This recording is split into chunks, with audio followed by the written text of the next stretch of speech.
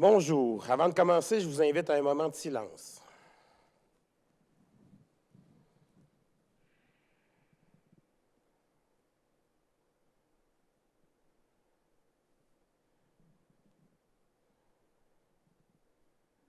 Vous pouvez vous asseoir.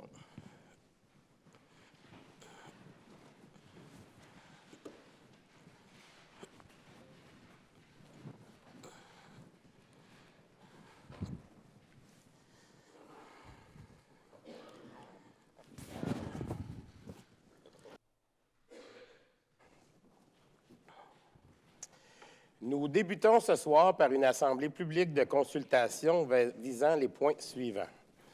Le point 1.1, c'est un règlement, le règlement numéro 350-140, modifiant le règlement d'urbanisme numéro 350 afin d'assurer la concordance au règlement numéro 349-17, modifiant le plan d'urbanisme relativement à l'aire d'affectation industrielle biotechnologique. Le règlement projeté vise à modifier le règlement d'urbanisme numéro 350 afin qu'une partie actuellement incluse dans la zone 2136I22 fasse désormais partie de la zone 2137I22, qu'à l'intérieur de la zone 2136I22, les groupes d'usage Industrie 1, Industrie à incidence faible, et Industrie 3, Industrie agroalimentaire à incidence faible, soient retirés. Le groupe d'usage Industrie 5, Industrie de haute technologie, soit autorisé. Les logements étudiants soient autorisés, et ce, conditionnellement à ce qu'ils soient situés aux étages d'un bâtiment principal dont l'usage est autorisé dans la zone. Les commerces de services de soutien aux fonctions permises soient autorisés, et ce, conditionnellement à ce qu'ils soient limités à 50 % de la superficie au sol du bâtiment principal. Les gymnases reliés à une institution d'enseignement supérieur soient autorisés.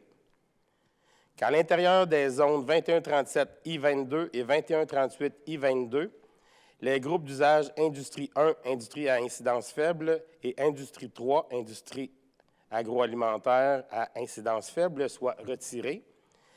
Et le groupe d'usage Industrie 5, Industrie de haute technologie, soit autorisé. Que la zone tampon numéro 13, située dans la zone 2136I22 et 2148M04, soit retirée. As-tu des questions ou des commentaires dans la salle? On n'a pas de questions-commentaires. Maître Leroux. Merci, M. le maire. Alors, comme il s'agit d'un projet de règlement qui modifie le règlement d'urbanisme 350 afin d'assurer la concordance de ce dernier aux dispositions du plan d'urbanisme tel que modifié par le règlement 349-17 qu'on adopte en même temps ce soir même, ce projet de règlement ne contient pas de dispositions susceptibles d'approbation référendaire, compte tenu qu'il s'agit, encore une fois, d'une mise en concordance. Ce projet de règlement sera plutôt assujetti à un examen de conformité par la Commission municipale du Québec, selon l'avis qui sera publié à cet effet par le greffier sur le site Internet de la Ville, vers le 12 novembre. Par conséquent, le Conseil procédera dès ce soir à l'adoption finale du règlement 350-140 dans le cadre de la présente séance. Merci, Maître Leroux. Le point 1.2. C'est l'avis public de consultation du règlement numéro 349-17, modifiant le règlement numéro 349 relatif au plan d'urbanisme concernant les aires d'affectation industrielle biotechnologique. Le règlement projeté vise à modifier les usages compatibles à l'aire d'affectation industrielle biotechnologique en retirant les industries agroalimentaires à faible incidence, modifier la liste des usages de cette affectation qui sont assujettis à certaines balises en y ajoutant les usages suivants. Les commerces et services de soutien aux industries de haute technologie et aux établissements d'enseignement supérieur à titre d'usage complémentaire, à la condition qu'ils soient limités à 50 % de la superficie du rez-de-chaussée d'un immeuble occupé par un usage compatible à l'aire d'affectation industrielle biotechnologique. Les industries agroalimentaires à faible incidence uniquement au nord de la voie ferrée et les résidences et logements étudiants au sud de la voie ferrée conditionnellement à ce qu'ils soient situés aux étages d'un bâtiment principal dont l'usage est autorisé dans l'aire d'affectation industrielle biotechnologique. Est-ce que nous avons des questions, des commentaires dans la salle? Pas de questions, pas de commentaires. Maître Leroux, la parole est à vous. Alors, c'est un règlement modifiant le plan d'urbanisme. C'est le règlement 349-17 dont je faisais mention tout à l'heure. Donc, un tel règlement n'est pas susceptible d'approbation référendaire. Il ne contient donc aucune disposition susceptible d'approbation référendaire. Par conséquent, le Conseil procédera à l'adoption finale ce soir au cours de la présente séance. Merci, Maître Leroux. Nous passons maintenant à la séance publique du Conseil municipal du lundi 4 novembre 2024. Je débute en vous informant qu'une entente concernant le déséquilibre volumétrique de gaz naturel renouvelable et GNR a été conclue avec Énergir. Excellente nouvelle. Par conséquent, la population mascoutaine n'aura pas à payer la facture de 823 414 $. En effet, la semaine dernière, Énergir nous a soumis une proposition afin d'en venir à une entente pour régler le montant relatif aux pénalités que la Régie de l'énergie ordonne à Énergir de nous facturer en raison des déséquilibres volumétriques de GNR encourus de juin 2020 à décembre 2021. Nous sommes satisfaits du contenu de cette entente qui permet de dénouer une impasse regrettable. Il nous paraissait évident de ne pas refiler cette facture à nos citoyennes et à nos citoyens. Il est important de rappeler que le projet de biométhanisation de la ville de Saint-Hyacinthe est le premier de ce genre à avoir vu le jour au Québec.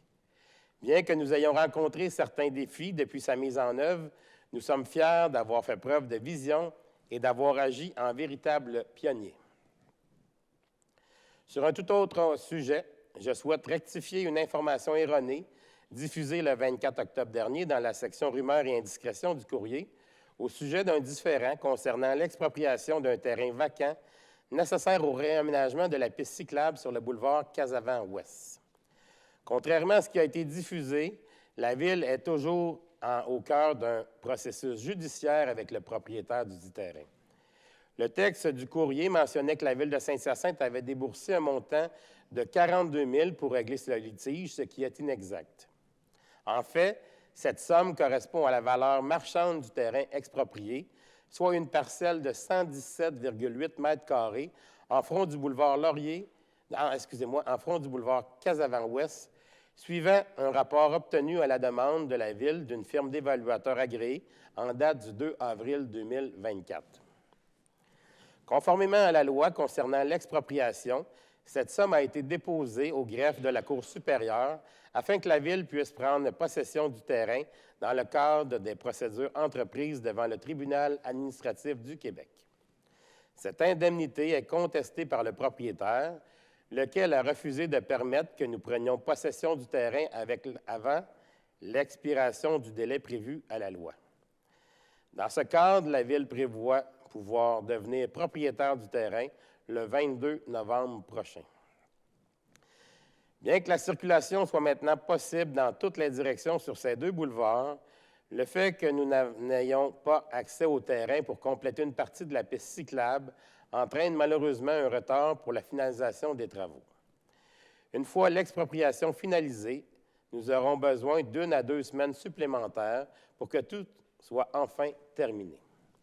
Nous déplorons cette situation qui a un impact direct sur le quotidien de nombreux citoyens et citoyennes. L'intersection du boulevard Laurier-Ouest et Casavant-Ouest étant très fréquentée à Saint-Hyacinthe, nous espérons achever les travaux dans les plus brefs délais au bénéfice de tous. Maintenant, j'ai de bonnes nouvelles à vous annoncer concernant la relocalisation du parc Canin. Après de nouvelles recherches et analyses, nous sommes heureux de vous annoncer l'aménagement d'un nouvel emplacement temporaire au parc des Sociétaires, situé dans le quartier Assomption le long du boulevard Laurier-Est. Ce parc respecte tous les critères d'aménagement, à l'exception de son accessibilité par des modes de transport actifs. Étant donné l'importance de la mobilité active, cette relocalisation temporaire nous permettra de continuer notre réflexion et d'explorer d'autres options. Afin de limiter les bris de service auprès de la clientèle du parc Canin, nous prévoyons débuter l'aménagement au parc des Sociétaires dès novembre. Le démantèlement du parc actuel, situé sur la rue Giroir-Ouest, suivra au plus tard en mars 2025. Nos équipes continuent donc de travailler activement pour identifier un emplacement permanent. Dès que nous aurons des informations supplémentaires, nous vous tiendrons informés de tous les détails. Je poursuis en vous parlant maintenant des chats. À Saint-Hyacinthe, la forte population féline pose quelques enjeux, notamment en matière de surprédation, de concurrence entre espèces et de transmission de maladies. Pour répondre à cette situation, nous adopterons ce soir un avis de motion visant à modifier le règlement 30 relatif aux animaux. Une entente a été conclue avec la Société protectrice des animaux de Drummondville, le SPAD, pour la capture et la stérilisation des chats. Grâce à cette entente, les citoyens à faible revenu pourront faire stériliser leur animal directement au refuge. De plus, les personnes qui nourrissent actuellement les chats errants, bien que cette pratique ne soit actuellement pas conforme à la réglementation municipale, pourront les faire capturer et stériliser afin de contrôler la reproduction. C'est donc dans ce contexte qu'il est nécessaire d'ajuster notre réglementation municipale. L'objectif de ce programme est de réduire, voire de mettre fin aux euthanasies de chats d'ici 5 ans. Cette initiative offrira ainsi une deuxième chance aux chats emmenés au refuge, sachant que moins de 5 d'entre eux sont réclamés par leurs propriétaires. Bien entendu, seuls les chats en bonne santé seront admissibles au programme. Tous les détails seront présentés lors de la séance publique du 18 novembre prochain. L'automne est bel et bien installé à Saint-Hyacinthe et nous accueillerons bientôt notre première chute de neige. J'espère qu'elle va être le plus loin possible, mais ça s'en vient. Ce qui m'amène à vous parler de déneigement. En 2022, la Ville a lancé un projet pilote de déneigement écologique dans certains secteurs. Compte tenu des résultats positifs de cette initiative, nous étendons maintenant ce type de déneigement à l'ensemble du territoire, à l'exception des quartiers où cela n'est pas possible de le faire. Le centre-ville, avec ses dénivelés et son activité commerciale, ainsi que les secteurs Bois-Joli, Sacré-Cœur et Saint-Sacrement, en raison de leurs caractéristiques institutionnelles et commerciales, ne sont pas adaptés à cette approche pour le moment. Rappelons que le déneigement écologique consiste à remplacer le sel par des abrasifs sur la neige durcie, limitant ainsi l'impact environnemental tout en garantissant la sécurité des usagers. Ce changement ne modifie pas les pratiques de déneigement et d'épandage sur les ponts, les côtes, les artères principales et sur les trottoirs. Les équipes de la Ville surveilleront de près les conditions routières cet hiver et ajusteront les opérations si nécessaire. J'invite les citoyens à réduire leur vitesse et à prévoir une plus grande distance de freinage dans les rues locales des secteurs visés. Dans un autre ordre d'idées, l'organisme Fondation Rivière nous a informé de la publication imminente de son palmarès des déversements d'eau usée pour l'année 2023. D'abord, ce palmarès nous confirme ce qu'on sait déjà. Et la Ville de Saint-Hyacinthe a toujours été transparente par rapport aux déversements qui se sont produits au cours des dernières années. À chaque fois, de nombreuses communications ont été émises à ce sujet, comme c'est le cas notamment en ce moment pour les travaux d'inspection des conduites sous la rivière Yamaska. Des actions sont mises en œuvre afin de mettre à niveau des infrastructures qui se font vieilles. Entre le dépôt de notre plan de gestion des débordements au début de 2019 et l'année en cours, près de 100 millions de dollars ont été ou seront investis en travaux correctifs et compensatoires sur notre réseau d'égouts en vue de réduire des rejets d'eau usée dans l'environnement, et ce n'est pas terminé. D'autres travaux correctifs qui nécessiteront plus de 200 millions de dollars en investissement seront effectués au cours des 10 prochaines années afin d'améliorer le bilan des débordements sur le territoire. La bonne nouvelle, c'est que l'étude démontre une diminution des déversements par rapport à 2022. Preuve que nos actions commencent déjà à porter fruit. Les services de la Ville sont mandatés pour traiter les eaux usées de l'ensemble des citoyens et des citoyennes, commerces, institutions et industries du territoire. La gestion de nos infrastructures d'eau est un défi complexe. Il faudra plusieurs années et des centaines de millions pour moderniser l'ensemble de nos infrastructures. Notre plan est solide et nous faisons appel à toutes les subventions disponibles. Mais une aide financière supplémentaire du gouvernement, je dirais même des gouvernements, accélérerait grandement le processus. Continuons sur le sujet de l'eau. La semaine dernière, nous avons inauguré le projet gagnant du budget participatif 2023, du volet jeunesse, les filtres à déchets. Ce projet a été soumis par Queen Sandra Fokuo, 15 ans. Comme vous le savez, la plupart des égouts pluviaux de Saint-Hyacinthe se déversent directement dans la rivière Yamaska. Et malheureusement, l'eau de pluie transporte souvent avec elle divers déchets, comme des sacs de plastique, des bouteilles, des canettes et bien d'autres. Grâce à l'installation de filets à déchets sur certains exutoires, ces détritus sont retenus avant d'atteindre la rivière, contribuant ainsi à améliorer la qualité de l'eau et à protéger notre environnement. À ce jour, 5 filets ont été installés dans différents secteurs de la ville et d'autres pourraient suivre dans les années à venir. Je dirais pourraient, mais devraient suivre, tant qu'à moi.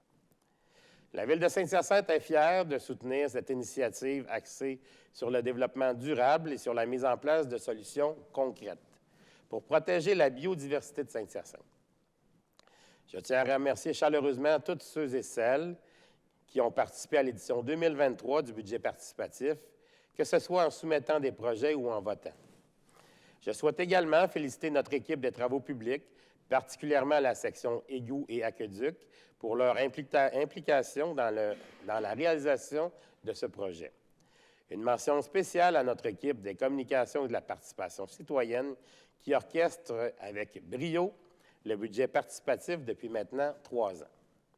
Je vous invite à rester attentifs aux résultats de l'édition 2024 qui seront dévoilés ce jeudi et qui incluent cette année, en plus du volet développement durable, un volet dédié à l'accessibilité afin de réduire les obstacles à l'intégration des personnes handicapées.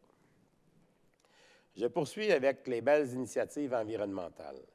La Ville de Saint-Hyacinthe a reçu une contribution de 25 000 $ de la MRC des Mascoutins dans le cadre de son tout premier programme financier, son premier programme d'aide financière en environnement, le PAF, qui vise à soutenir des projets dédiés à la préservation et à l'amélioration de la qualité de l'environnement dans les milieux naturels et de vie. Ce financement permettra de planter 175 arbres et 500 arbustes au domaine sur le Vert, répartis sur 3 sites spécifiques. Autour d'un étang, le long de l'étang et du cours d'eau dans le parc Aurel-Le-Tendre, dans un corridor destiné à devenir une piste multifonctionnelle servant aussi de lien écologique pour renforcer la connectivité entre les espaces verts. Le projet sera réalisé en cours d'année 2025.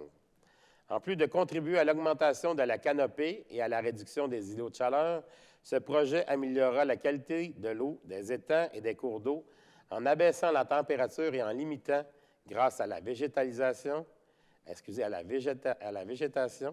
le ruissellement des sédiments. Ce projet créera également un habitat propice au développement de la faune et de la flore locale. De plus, un nouveau projet de plantation a pris vie le 26 octobre dernier. Grâce à une collaboration entre la Ville de Saint-Hyacinthe, Arbre.éco et le Comité de développement durable de la Caisse des jardins de la grande région de Saint-Hyacinthe, composé également d'élèves du Collège Saint-Maurice, 600 arbres et arbustes ont été plantés à l'angle des rues Casavant et Garnier. Cette initiative a été rendue possible par une contribution financière de 3 000 $ provenant du Fonds d'aide au développement du milieu de la Caisse. J'encourage vivement ce genre d'activité de mobilisation interne réalisée sur notre territoire et j'invite les entreprises locales à s'en inspirer. Enfin, je tiens à souligner qu'au cours de l'année 2024, près de 4 550 arbres et arbustes ont été plantés sur notre territoire. Et j'en suis très fier et je pense que tout le Conseil en est très fier.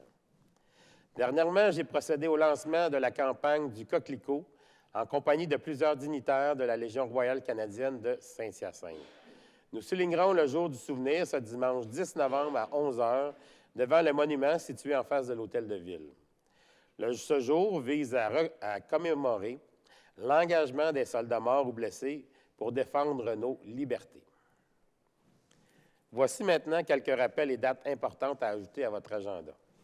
N'oubliez pas que la Ville de Saint-Hyacinthe effectue présentement des travaux d'inspection de la structure de certaines conduites collectrices situées sous la rivière Yamaska. Ces inspections, réparties en 6 nuits, sont nécessaires pour compléter l'ensemble des travaux. Nos équipes ont commencé ce projet le week-end dernier et poursuivront les inspections la fin de semaine prochaine. Durant ces interventions, une certaine quantité d'eau usée sera temporairement déversée dans la rivière Yamaska sans être traitée. Je vous invite donc à réduire votre consommation d'eau de façon à limiter les rejets à l'environnement. Voici quelques gestes simples pour protéger la rivière. Écourter la douche, planifier les brassées de lavage et l'utilisation du lave-vaisselle. Ne laissez pas couler l'eau inutilement. Ne tirez pas la chasse d'eau inutilement. Ne jetez pas dans les toilettes médicaments, peinture, huile de cuisson, produits d'entretien, soie dentaire, cheveux et poils, protection hygiénique et préservatifs, lingettes nettoyantes ou litières pour chats. La collaboration de tous les citoyennes et citoyens est essentielle. Tous ensemble, nous pouvons faire notre part pour protéger la rivière Yamaska. De simples gestes quotidiens peuvent faire une grande différence sur la qualité de notre eau.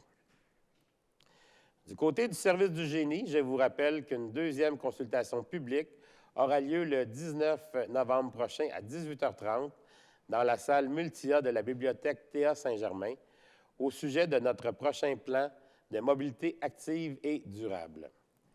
Si vous n'êtes pas disponible le 19 novembre, vous pouvez participer en répondant à un questionnaire en ligne disponible jusqu'à mercredi ou bien transmettre un mémoire, commentaire ou demande de projet par courriel à l'adresse consultation@st-hyacinthe.ca. Le changement d'heure a eu lieu dans la nuit de samedi à dimanche dernier. Si cela n'a pas été fait, nous vous invitons à vérifier et entretenir vos avertisseurs de fumée. Voici quelques rappels importants. Testez le bon fonctionnement de vos avertisseurs. Vérifiez les piles et changez-les au besoin. Remplacez les appareils 10 ans après leur date de fabrication ou dès qu'ils présentent un signe de défectuosité. Nous vous rappelons que si votre avertisseur est à pile et qu'il doit être changé, vous devez le remplacer par un appareil au lithium 10 ans. Il est obligatoire d'avoir un avertisseur de fumée par étage et recommandé d'en avoir un dans chaque chambre à coucher. Du côté des loisirs, une session intensive de cours de natation pour enfants aura lieu du 18 novembre au 15 décembre prochain. Les inscriptions débuteront demain à compter de midi. La programmation détaillée est disponible sur le site Internet de la Ville de Saint-Hyacinthe. Finalement, j'aimerais souligner la Semaine québécoise des rencontres interculturelles partout à travers le Québec qui se déroule du 6 au 12 novembre. La Ville de Saint-Hyacinthe est heureuse d'être une terre d'accueil pour les nouveaux arrivants et nous sommes fiers de mettre en valeur aujourd'hui l'apport positif que les personnes immigrantes ont sur notre territoire. La valeur de l'inclusion est capitale et nous travaillons toujours plus avec l'appui de nos partenaires afin d'être une région accessible et accueillante.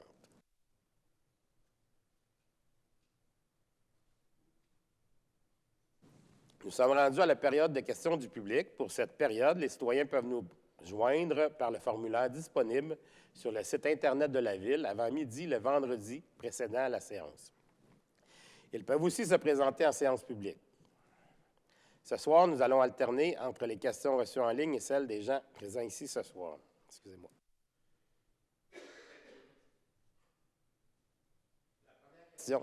La première question, c'est une question par Internet de Mme Julie Fryer. Le Conseil a pris 3 engagements le 16 septembre concernant les émanations de H2S. Où et quand pourra-t-on consulter l'échéancier sur les mesures de mitigation pour le H2S et les odeurs? Quelles mesures de mitigation temporaires seront mises en place par la Ville d'ici juillet 2025?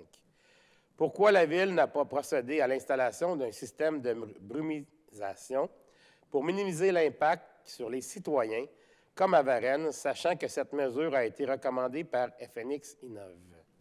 Merci pour votre question, Mme Fryer. La Ville travaille actuellement à remettre en route le dosage de sulfate ferrique afin d'atténuer les émanations. Cette étape était initialement prévue durant la phase majeure des travaux. Toutefois, la Ville a décidé de devancer cette partie afin que le système soit en état de fonctionnement à partir de l'été prochain.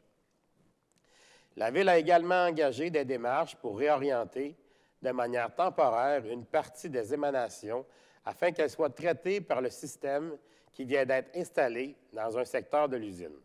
Cette modification devrait se faire avant la fin de l'année 2024. Enfin, pour ce qui est de la mise en place de brumisation, les professionnels de la firme FNX Innov en charge de notre dossier ne nous recommandent pas cette solution, notamment en raison de la nature des eaux usées traitées à l'usine d'épuration. Il s'avère en effet que l'installation d'un brumisateur n'aurait que peu d'impact d'effet sur les odeurs, sinon aucun effet.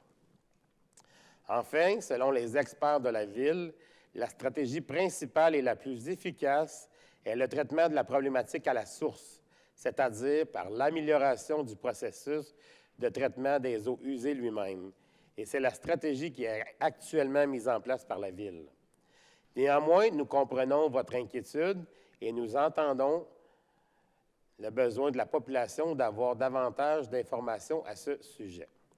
D'ailleurs, l'échéancier des travaux liés à la gestion des odeurs est disponible sur notre site Internet à saint-hyacinthe.ca/usine. Cet échéancier pourrait toutefois être modifié en fonction de l'évolution du dossier. Je n'ai pas de questions dans la salle. On serait rendu à la période d'information à la population par les conseillers et les conseillères. Je vais commencer par M. Harpin. Vous n'avez pas de questions, M. Harpin? Mme Gagné. M. Bousquet. Madame Bédard. Oui, moi, j'ai un point d'information qui concerne le quartier Saint-Joseph. Je vais en parler au point 32 ce soir. En fait, j'ai le plaisir d'annoncer une initiative du CA des loisirs Saint-Joseph et également du Conseil visant à renommer le parc des loisirs Saint-Joseph, qu'on retrouve sur l'avenue Savoie, par le nouveau nom Parc Fridolin-Savoie. En fait, je suis certaine que les citoyens pensent que le parc qu'on retrouve sur l'avenue Savoie s'appelle le Parc Fridolin-Savoie, mais en fait, c'était le bâtiment qu'il y avait sur l'avenue Savoie qui s'appelait Fridolin-Savoie. Et en réaménageant le parc et en démolissant le bâtiment, bien, le nom Fridolin-Savoie a disparu. Donc, c'est une initiative du loisir et du Conseil de renommer, en fait, le parc des loisirs Saint-Joseph, que la majorité des citoyens se retrouvaient à la corporation sur des rangs-lots et il y avait confusion. Donc, on a le plaisir d'annoncer ce soir la résolution de changer le nom des parcs des loisirs Saint-Joseph par le nom du parc Fridolin-Savoie. Il faut savoir que M. Savoie était le propriétaire de l'avenue, le propriétaire des terres de ce secteur. C'est tout, monsieur le maire. Merci. Merci, Mme Bédard. M. Coulombe. Pas d'intervention, M. le maire. M. Barré. M. Caron. Oui, M. le maire. Les interventions qui ont été faites en fin de semaine sur les inspections, je veux dire, sur nos canalisations, bien, je tiens à remercier la population pour l'effort qui a été fait, puis aussi pour nos industries puis nos commerces, pour diminuer nos rejets pendant ces périodes cruciales-là, qui fait en sorte qu'on peut avoir l'état de nos infrastructures. Il va y avoir encore d'autres interventions à faire. Moi, cet exercice-là me porte ma réflexion un peu plus loin. C'est qu'on a un problème de surverse à Saint-Hyacinthe, on ne se le cache pas. Mais ces surverses-là, bien, on a quelques centaines de millions à mettre pour pouvoir les régler. Je pense que l'effort que nos citoyens, puis nos industries, puis nos commerces font présentement démontre que collectivement, on est capable de faire une différence sur nos rejets. Ces surverses-là surviennent quand on a des grosses pluies. Fait que j'invite la population, Monsieur le maire, puis chers collègues, à faire comme qu'on fait présentement, bien, de diminuer nos rejets pendant ces périodes diluviennes-là. Ce qui va faire en sorte que, bien, on va réussir au fil du temps à améliorer notre situation puis à faire en sorte qu'on n'ait plus de surverse, mais au moins les rejets qu'on aura, bien, vont être améliorés.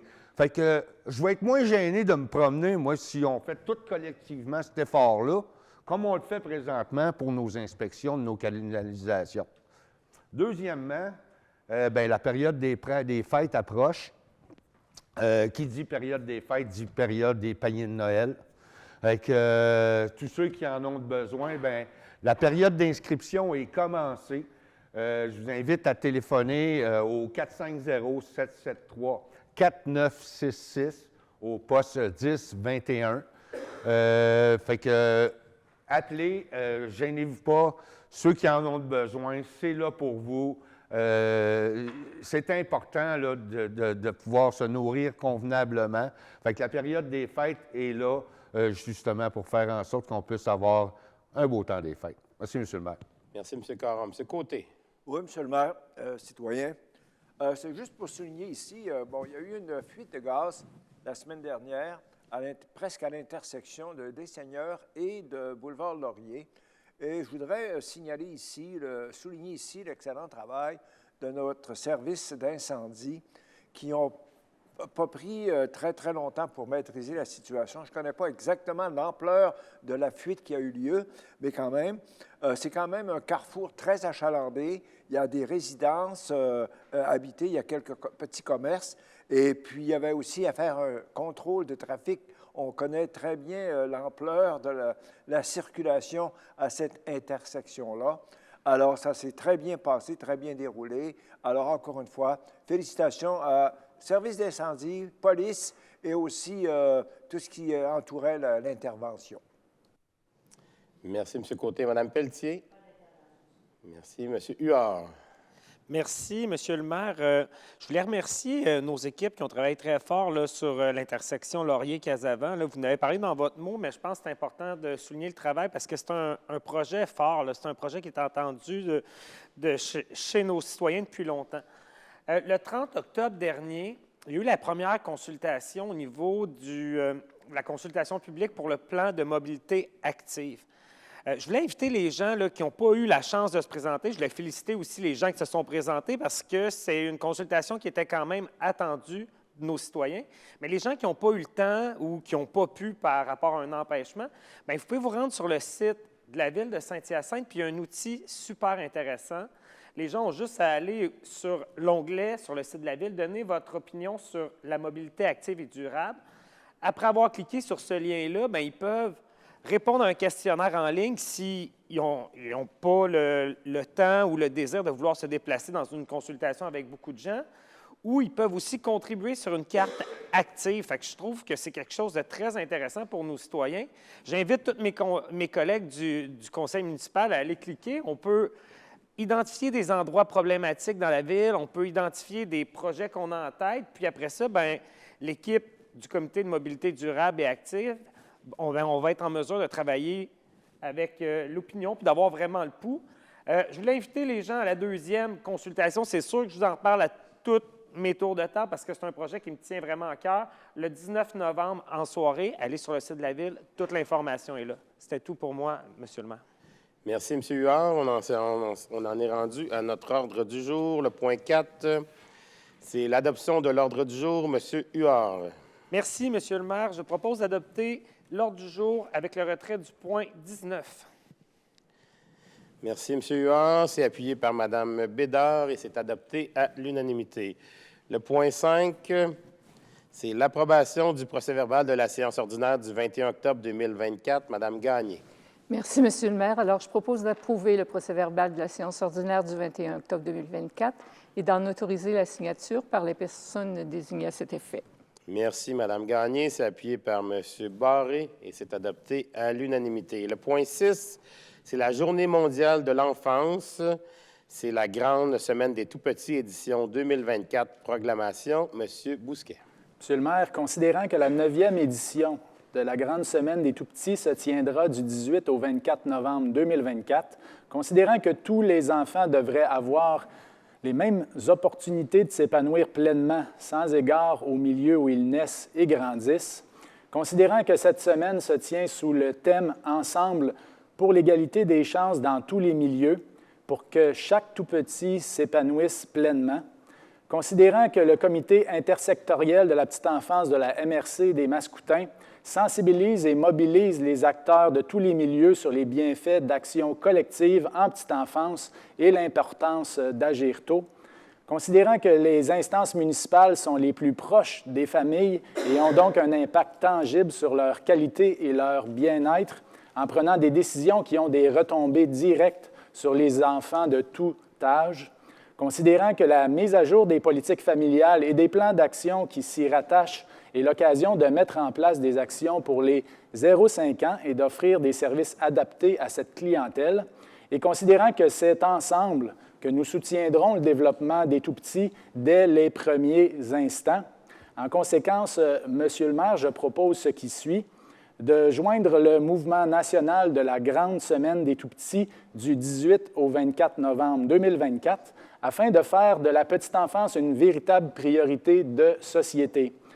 Deuxièmement, de lever le drapeau de la Grande Semaine des tout-petits le 18 novembre 2024 au mât de l'Hôtel de Ville, de proclamer le 20 novembre 2024 comme étant la Journée mondiale de l'enfance, d'encourager les citoyens mascoutins à reconnaître l'importance d'agir dès la petite enfance dans le développement des jeunes enfants et de transmettre copie de la présente résolution à la MRC des Mascoutins.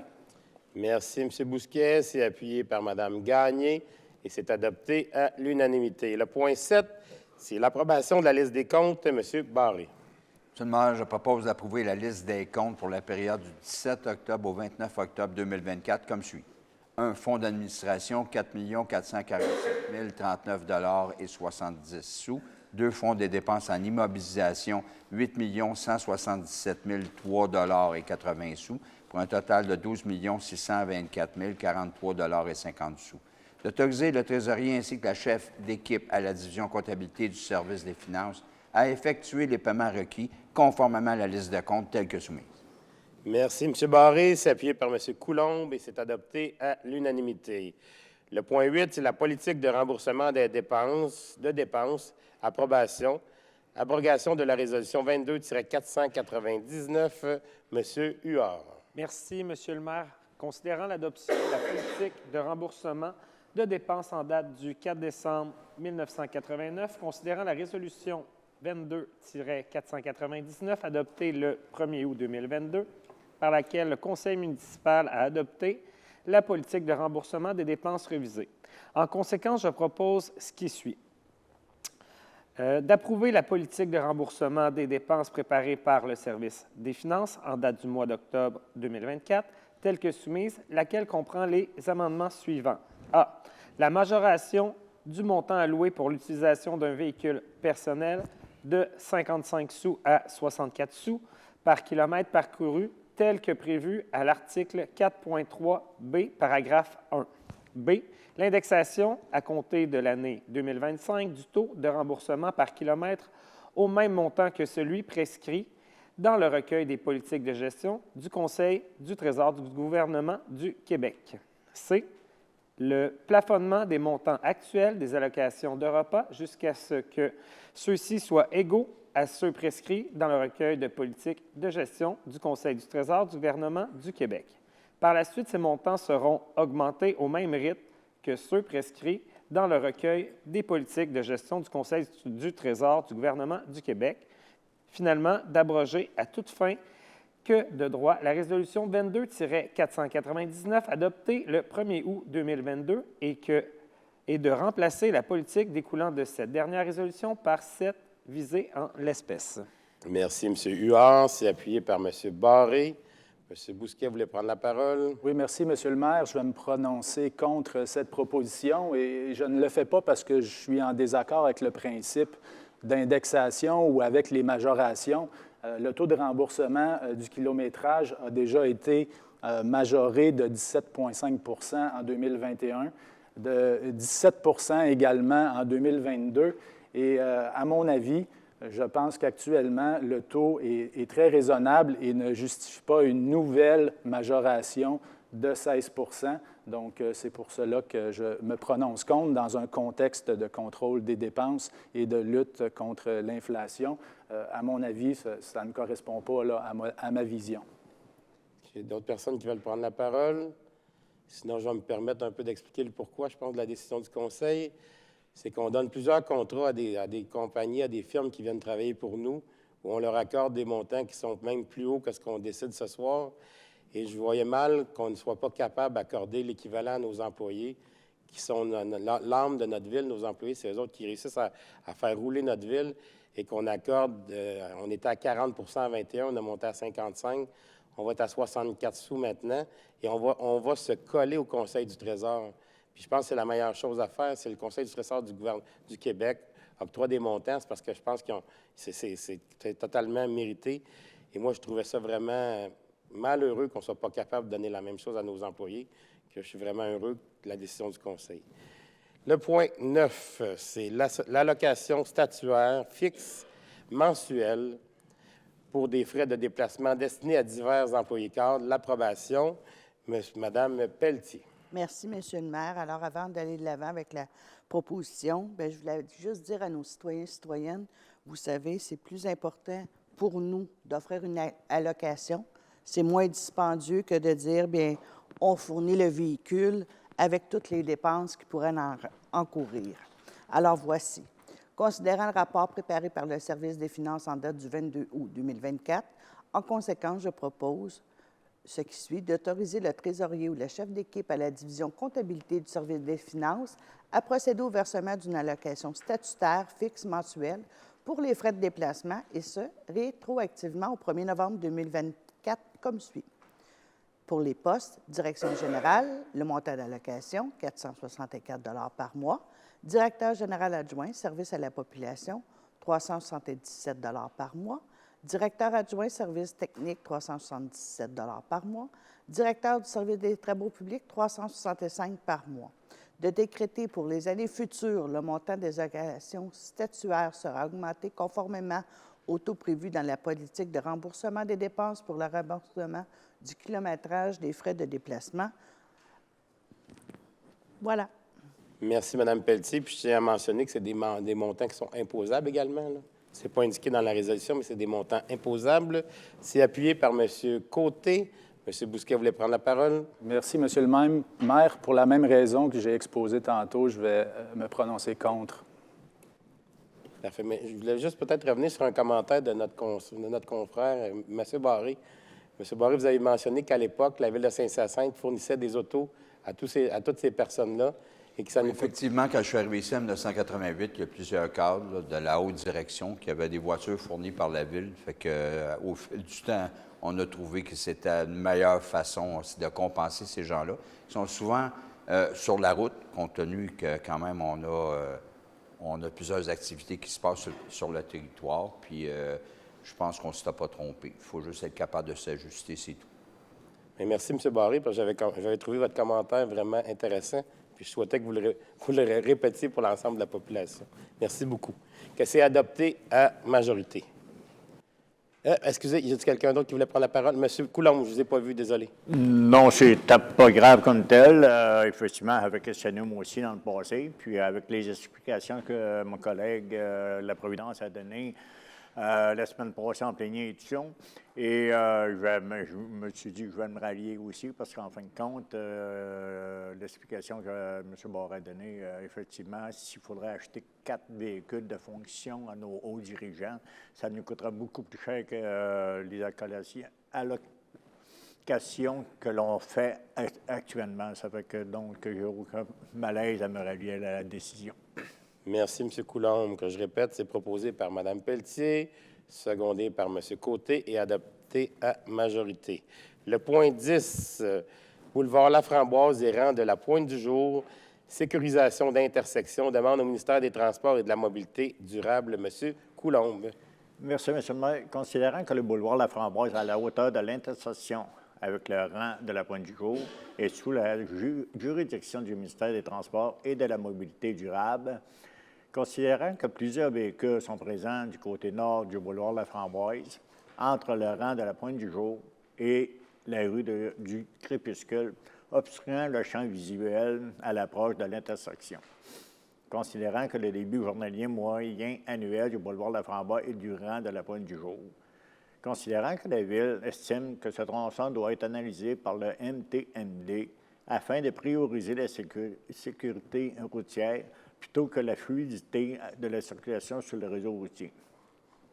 Considérant que la recommandation du comité de circulation a été sécurité routière lors de la séance du 17 octobre 2024, donc je propose de demander au ministère des Transports et de la Mobilité durable de procéder à l'analyse de l'intersection du boulevard La Framboise et du rang de la Pointe-du-Jour afin de prioriser la sécurité routière plutôt que la fluidité de la circulation sur le réseau routier. De transmettre copie de la présente résolution à Mme Chantal Soucy, députée de Saint-Hyacinthe. Effectivement, M. le maire, il y a beaucoup de circulation à cette hauteur-là. Il y a beaucoup de gens qui stationnent avec les immeubles qui se sont construits, tout ça. Puis quand les gens essaient de sortir de la Pointe-du-Jour, c'est très, très, très difficile pour les visiter. Il faut qu'ils s'avancent, Donc, effectivement, la résolution par elle-même. Maintenant, on va attendre, voir si les ministères des Transports vont adhérer à notre demande. Merci, M. Coulombe. C'est appuyé par M. Huard et c'est adopté à l'unanimité. Le point 11, marche au ralenti des moteurs de locomotive, demande au CN, M. Bousquet. Merci, M. le maire. La problématique de la marche au ralenti des moteurs de locomotive existe depuis de nombreuses années. Ce n'est pas quelque chose de nouveau. On a à plusieurs reprises tenté d'emmener le CN à mettre en place des solutions permanentes à cette problématique qui découle du fait que nous avons des locomotives en plein cœur de la ville qui vont fonctionner jour et nuit. Je vous dirais que le jour, M. le maire, c'est moins dérangeant, mais la nuit, lorsque la locomotive fonctionne, elle émet beaucoup de bruit, en plus des gaz à effet de serre et des odeurs qu'une locomotive peut dégager. Alors, c'est bien sûr que si on souhaite une revitalisation de notre centre-ville et un développement de son cœur résidentiel, la présence des locomotives devient un frein. Donc, ce soir, bien, on va demander au CN, je pense que c'est la première fois qu'on fait une demande aussi officielle par résolution, mais on va leur demander d'examiner d'autres possibilités, des alternatives qui pourraient régler définitivement la problématique.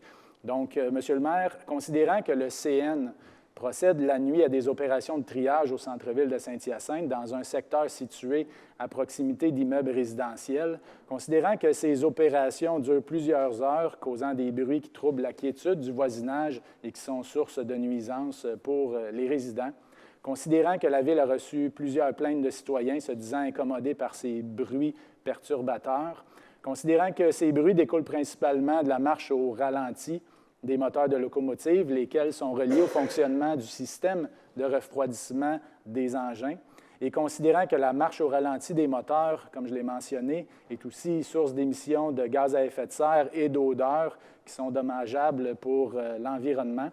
En conséquence, je propose ce qui suit, de demander au Canadien national, le CN, d'évaluer la conversion des moteurs au glycol ou d'envisager l'implantation d'une autre solution technique moins dommageable pour l'environnement et qui permettrait d'éviter la marche au ralenti des locomotives, de demander au CN, à titre de solution alternative, de déplacer ses activités de triage hors du centre-ville de Saint-Hyacinthe vers un site plus éloigné des résidences et moins densément peuplé, de demander au CN de prendre toute autre mesure raisonnable pour diminuer les nuisances des bruits causés par ces opérations au centre-ville de Saint-Hyacinthe et de transmettre copie de la présente résolution au CN, à Transport Canada, ainsi qu'à la ministre des Transports du Canada, Mme Anita Anand.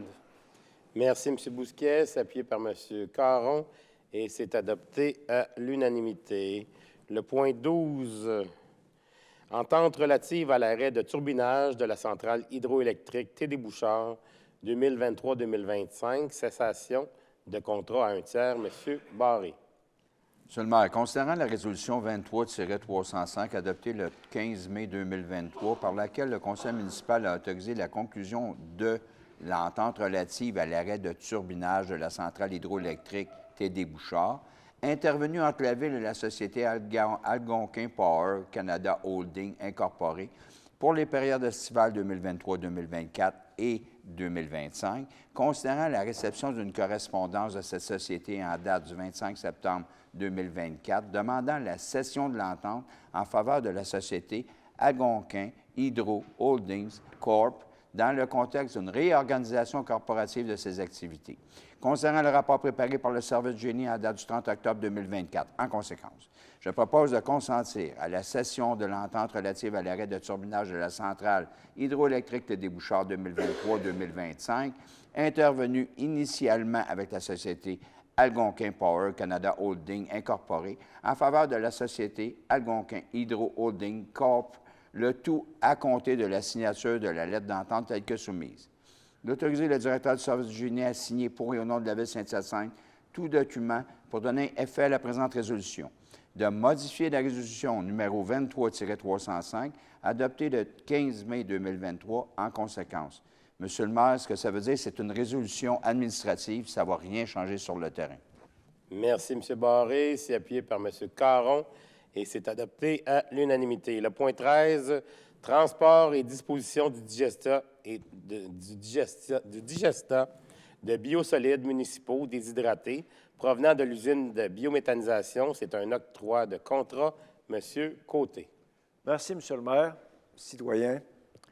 Considérant que la Ville de Saint-Hyacinthe a procédé à un appel d'offres public pour les services de transport et de disposition du digestat de biosolides municipaux déshydratés produits à l'usine d'épuration et entreposés au Centre de valorisation des matières organiques.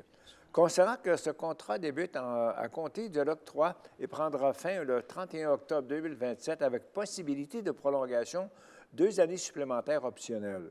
Considérant que ce contrat sera renouvelé automatiquement à l'arrivée de son terme pour 2 périodes d'une année supplémentaire chacune, lesquelles s'échelonneront respectivement du 1er novembre 2027 au 31 octobre 2028 et du 1er novembre 2028 au 31 octobre 2029, conformément aux prix et conditions prévus au document d'appel d'offres pour ces périodes, à moins que la Ville ne fasse parvenir au fournisseur un avis de non-renouvellement au plus tard le 31 août de l'année concernée par le renouvellement.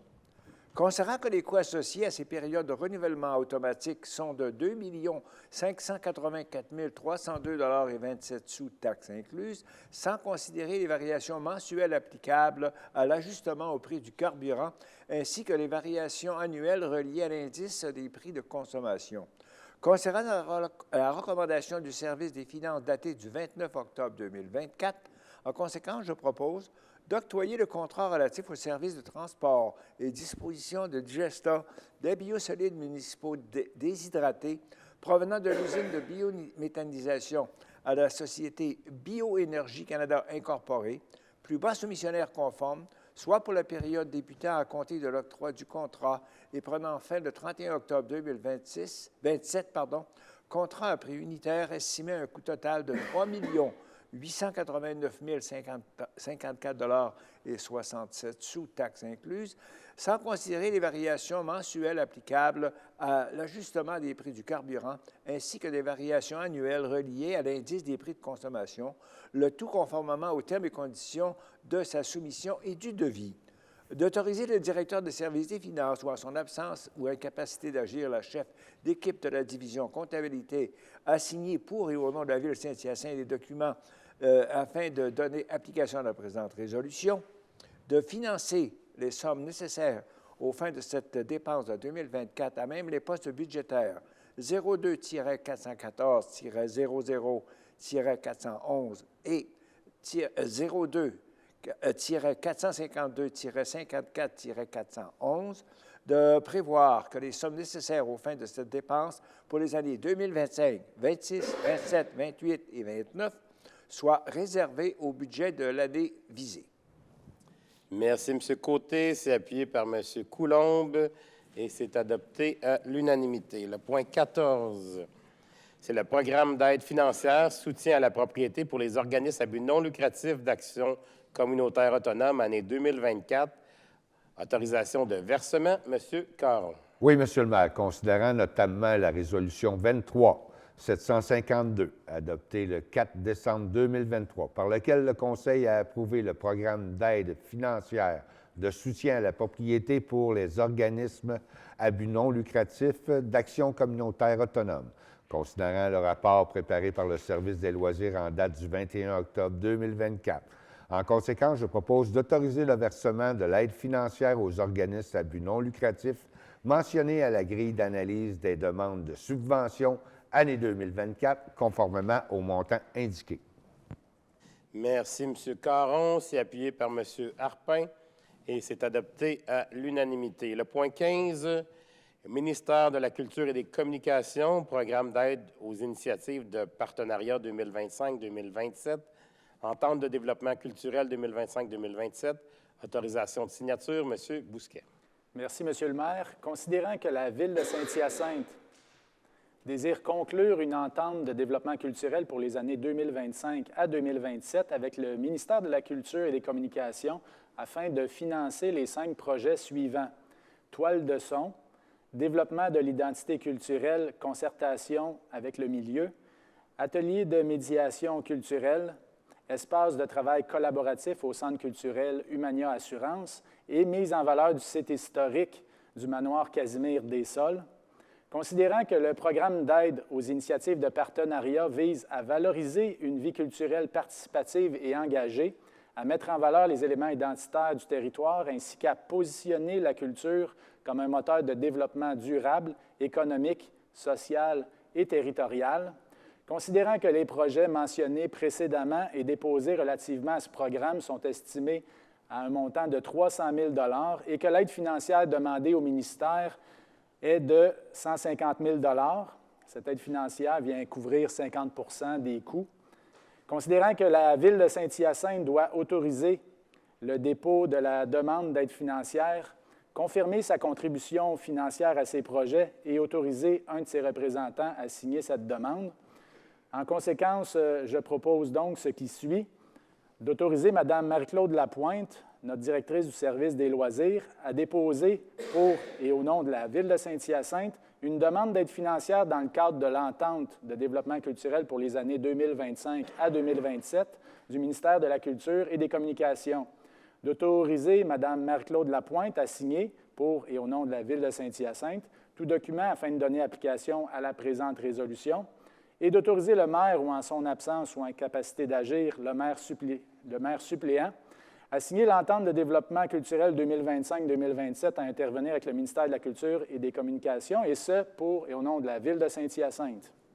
Merci, M. Bousquet. C'est appuyé par M. Caron et c'est adopté à l'unanimité. Le point 16, directeur du service de la gestion des eaux usées et de la biométhanisation par intérim, nomination, M. Côté. Oui, Monsieur le maire, citoyen.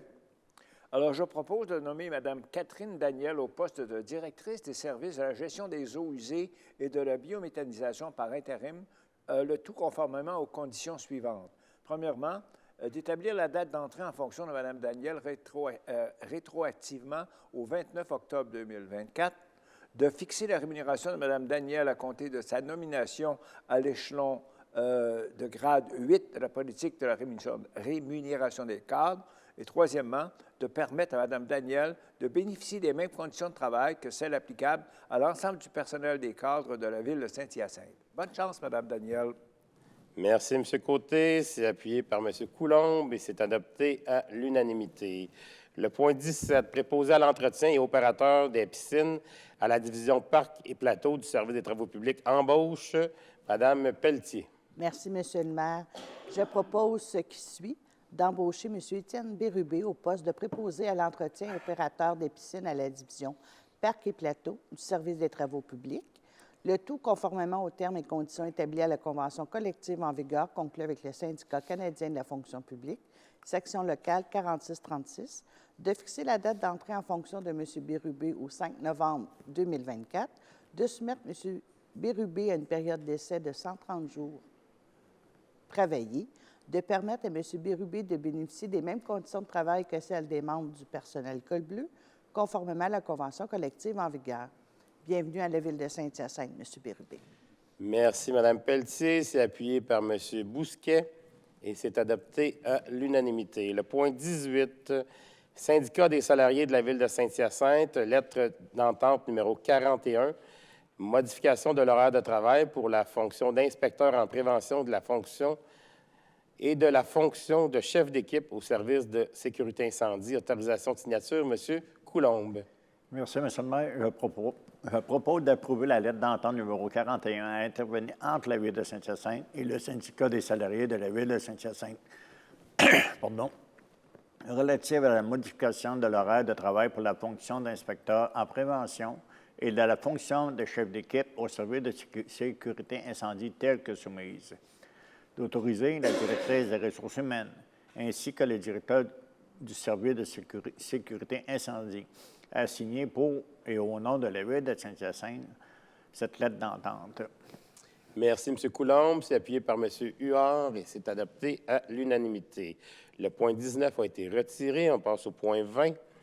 Le point 20, Syndicat canadien de la fonction publique, section locale 4636, lettre d'entente numéro 2024-06, modification de la clause en lien avec l'application de la nouvelle banque d'heures accumulée, l'article 8.09, autorisation de signature, M. Caron. Oui, M. le maire. Je propose d'approuver la lettre d'entente numéro 2024-06 à intervenir entre la Ville de Saint-Hyacinthe et le Syndicat canadien de la fonction publique, section locale 4636, relativement à la modification de la clause en lien avec l'application de la nouvelle banque d'heures accumulée prévue à l'article 8.09 de la Convention collective telle que soumise. D'autoriser la directrice des ressources humaines ainsi que le directeur général adjoint service à la population à signer pour et au nom de la Ville de Saint-Hyacinthe cette lettre d'entente. Merci, M.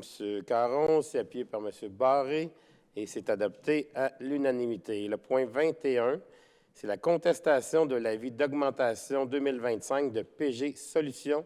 M. Côté. Merci, M. le maire et citoyens. Je suis très heureux d'avoir cette résolution-là à présenter ce soir.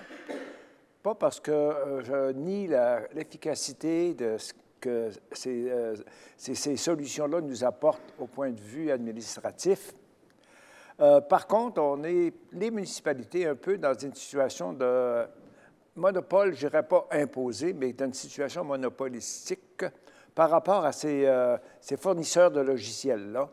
Et depuis depuis le début de mon mandat, j'ai toujours été un peu frustré de voir comment ces fournisseurs-là agissent.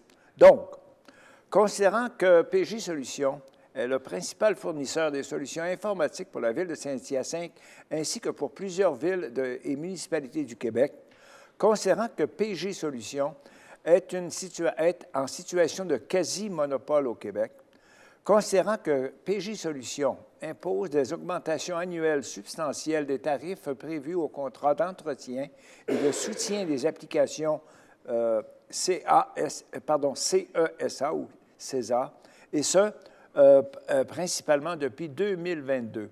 Considérant que les coûts de modernisation de la suite financière, qui inclut notamment des modules de paie, de taxation, de comptes payables, de comptabilité, ont été de l'ordre de 20 % en 2022 et indexés depuis. Considérant qu'à ce jour, le seul module de paie a été modernisé et qui n'est toujours pas fonctionnel à 100 %, considérant que le non-respect du rythme de déploiement des autres modules de la suite financière, considérant que la hausse imposée par PG Solutions à la Ville de Saint-Hyacinthe est de l'ordre de 7,8 % à compter du 1er janvier 2025, considérant que cette hausse est beaucoup plus élevée que l'indice des prix à la consommation IPC du Québec pour 2024, considérant que la Ville désire respecter la capacité de payer de ses contribuables, alors je propose de contester l'avis de 2025 pour le contrat d'entretien et de soutien des applications CESA transmis par PG Solutions et de leur demander de recevoir de revoir à la baisse cette augmentation, de s'opposer au mode de financement des améliorations de développement des applications de PG Solutions sur une facturation additionnelle aux villes et municipalités.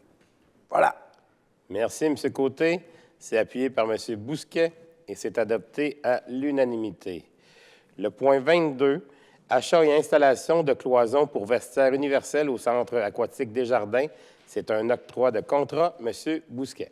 Merci, M. le maire. Considérant que la Ville a procédé à un appel d'offres public pour l'achat et l'installation de cloisons pour les 2 vestiaires universels du Centre aquatique Desjardins, considérant que ce contrat débute à compter de son octroi et prendra fin lorsque toutes les obligations prévues au contrat auront été exécutées à la satisfaction de la Ville, considérant la recommandation du service des finances datée du 28 octobre 2024, en conséquence, je propose ce qui suit, d'octroyer le contrat relatif à l'achat et à l'installation de cloisons pour les 2 vestiaires universels du Centre aquatique Desjardins à la société Groupe Sanitec, plus bas soumissionnaire conforme, contrat à prix forfaitaire estimé à un coût total de 95 946,64 $, taxes incluses, le tout conformément aux termes et conditions de sa soumission et du devis, et d'autoriser le directeur du service des finances ou en son absence ou incapacité d'agir, la chef d'équipe à la division comptabilité, à signer tout document afin de donner application à la présente résolution, et ce pour et au nom de la Ville de Saint-Hyacinthe. Merci, M. Bousquet. C'est appuyé par M. Huard et c'est adopté à l'unanimité. Le point 23, location d'une pelle hydraulique de 4 tonnes avec opérateur. C'est un octroi de contrat. M. Côté. Oui, M. le maire et citoyens. Concernant que la Ville de Saint-Hyacinthe a procédé à un appel d'offres public pour la location d'une pelle hydraulique de 4 tonnes avec opérateur, considérant que ce contrat comprend notamment la fourniture de la machine et de la main-d'œuvre à taux horaire, ainsi que de l'outillage et des équipements requis, concernant le présent contrat débute à compter de son octroi et prend fin le 31 mars 2026, pardon.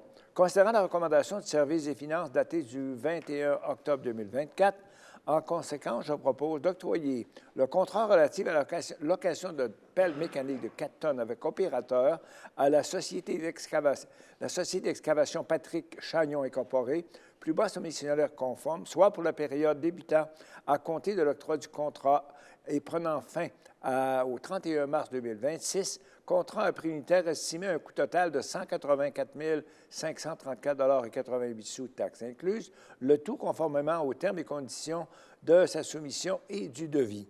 D'autoriser le directeur du service des finances ou en son absence ou à incapacité d'agir, la chef d'équipe de la division comptabilité a signé pour et au nom de la Ville de Saint-Hyacinthe tout document afin de donner application à la présente résolution. De financer les sommes nécessaires aux fins de cette dépense en 2024, à même les postes budgétaires dont je vous ferai grâce. Il y en a 6 ou 7, c'est seulement que des chiffres. Ça va être partie du procès verbal. J'en fais grâce. De prévoir que les sommes nécessaires aux fins de cette dépense pour les années 2025 et 2026 sont réservées au budget. Merci, M. Côté. C'est appuyé par M. Harpin et c'est adopté à l'unanimité. Le point 24, fourniture et livraison de poteaux d'incendie. C'est un autre octroi de contrat. M. Coulombe. Merci, M. le maire. Considérant que la Ville de Saint-Hyacinthe a procédé à une demande de prix pour la fourniture et la livraison de 9 poteaux d'incendie et leurs composantes, considérant que la recommandation du service des finances datée du 28 octobre 2024, donc je propose d'octroyer le contrat relatif à la fourniture et la livraison de poteaux d'incendie et leurs composantes à la société Amco Corporation, contrat à prix unitaire estimé à un coût total de 93 632,21 $, taxes incluses. Le tout conformément au bordereau de prix daté du 29 octobre 2024.